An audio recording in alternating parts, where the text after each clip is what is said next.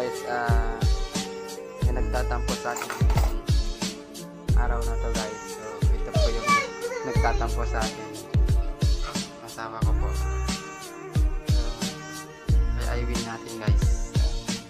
Sige lang na. Ha? Nagtatampo sa akin guys.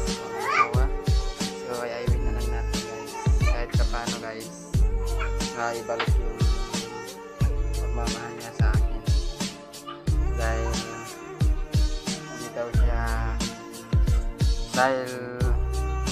hindi daw nabilhan yung anak niya ng tsinelas niya kahapon at siya lang daw ang nabilhan. So guys, pasensya na guys, i-win lang ng asawa natin. Tingnan niya, nagtatampo na siya guys. Hindi ko alam kung bakit siya ay nagtatampo. So hanggang dito na lang.